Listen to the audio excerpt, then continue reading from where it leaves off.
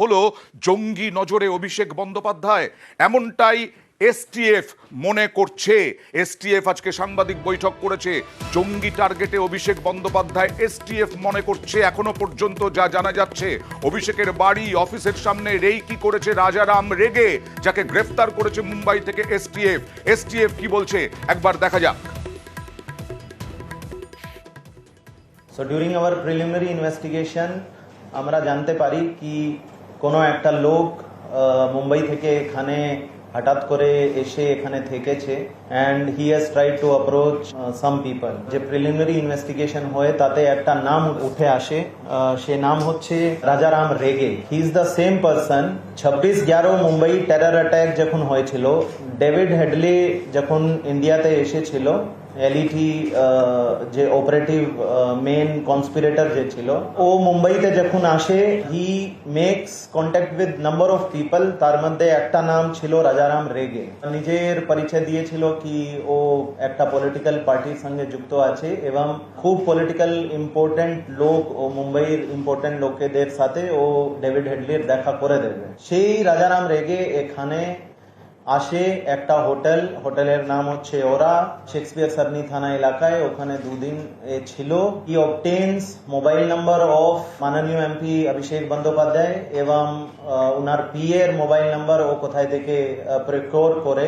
He even tried to make contact with honorable MP and his PA, his willingness কি ও meet করতে চাইছে।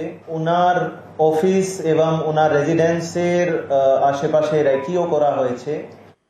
অভিষেক বন্দ্যোপাধ্যায়ের office এবং বাড়ির সামনে রেকিও করা হয়েছে। আরো একটু বিস্তারিত জানবো, কেন অভিষেক বন্দ্যোপাধ্যায় জঙ্গি টার্গেট বলে মনে করছে এসটিএফ। রৌনক আমার সঙ্গে রয়েছেন, আমাদের প্রতিনিধি রৌনক।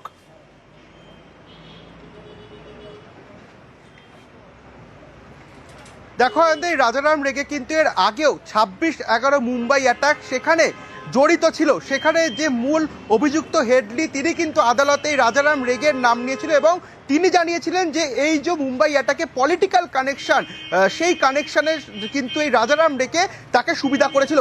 সেই সূত্র ধরেই পুলিশের তরফ থেকে, কলকাতা পুলিশের তরফ থেকে অভিযান চালানো হয় এবং যেটা জানা যায় যে এই সেই হোটেল অরা, যেখানে কিন্তু এই রাজারাম রেগে 18 তারিখ থেকে 20 তারিখ এই দুদিন থাকে এবং এখানে থেকেই যাবতীয়ভাবে অভিষেক বন্দ্যোপাধ্যায়ের যে কোথায় রয়েছেন এবং তার যে অ্যাক্টিভিটি, সেগুলো তিনি তার আয়ত্তায়নে এবং তার পিএর নাম্বার থেকে শুরু করে অভিষেক বন্দ্যোপাধ্যায়ের নিজস্ব নাম্বার, সেই নাম্বার তিনি জোগাড় করেন এবং তার পরবর্তীতে সেই নাম্বারে তিনি যোগাযোগ স্থাপনের চেষ্টা করেন এবং এখান থেকেই যে শেক্সপিয়ার সরণি যে ক্যামাক স্ট্রিটে অভিষেক বন্দ্যোপাধ্যায়ের অফিস, সেই অফিসে তিনি যান। এছাড়াও অভিষেক বন্দ্যোপাধ্যায়ের যে বাড়ি, সেই বাড়ির সামনেও কিন্তু এই রাজারাম রেগেকে ঘোরাফেরা করতে দেখা গেছে। যদিও বা পুলিশের তরফ থেকে জানানো হচ্ছে এখনও ওখানকার যে ক্লোজ সার্কিট ক্যামেরার ফুটেজগুলি রয়েছে, সেই ফুটেজগুলি খতিয়ে দেখা হচ্ছে। কিন্তু কেন এই এরূপ আচরণ এবং কেন অভিষেক বন্দ্যোপাধ্যায়ের সঙ্গে রেকি করা হচ্ছে? এই যে রাজারাম রেগে, যার কথা বলা হচ্ছে 26/11 সঙ্গেও জড়িত, তাকে কি আগে গ্রেফতার করা হয়েছিল নাকি এতদিন ধরে ঘুরেই বেড়াচ্ছিল চারিদিকে এই রাজারাম রেগে? কি বলছে লালবাজার?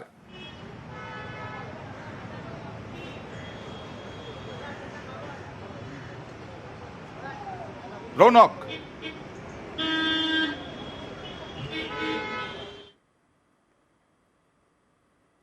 যে এই যে 26/11 মুম্বাই অ্যাটাক, সেখানে যখন আদালতে তার নাম নেওয়া হয়, মূল ষড়যন্ত্রী যখন তার নাম নেয়, তখন কিন্তু তিনি রাজসাক্ষী বেরিয়ে গেছিল, অর্থাৎ তাকে গ্রেফতার করা হয়নি। কিন্তু এরম ধরনের অভিযোগ এই রাজারাম রেগের বিরুদ্ধে কিন্তু রয়েছে, কিন্তু তাকে গ্রেফতার করেনি, তিনি রাজসাক্ষী হয়ে সেই মামলা থেকে কিন্তু বেরিয়ে গেছিল।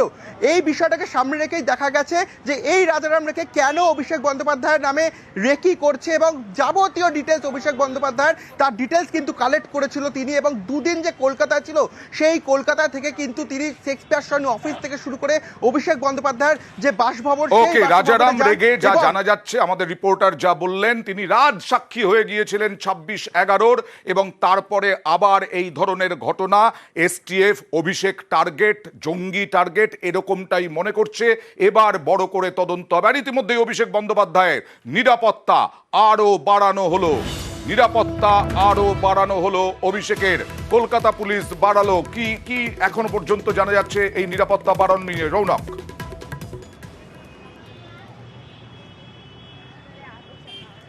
দেখো এই যে ঘটনা তারপর থেকেই কিন্তু অভিষেক বন্দ্যোপাধ্যায় এমনিতেই নিরাপত্তার যে বলয় থাকে তা কিন্তু আরো বেশিভাবে বৃদ্ধি করা হলো, কারণ এই যে ঘটনা তা কিন্তু শহর কলকাতায় অত্যন্ত চাঞ্চল্যকর ঘটনা যে অভিষেক বন্দ্যোপাধ্যায়ের মধ্যে একজন নিরাপত্তার বলয় যে সবসময় আটোসাটো থাকে তার ক্ষেত্রে এরূপ আচরণ হলো এবং কলকাতা পুলিশের চোখের সামনেই হলো।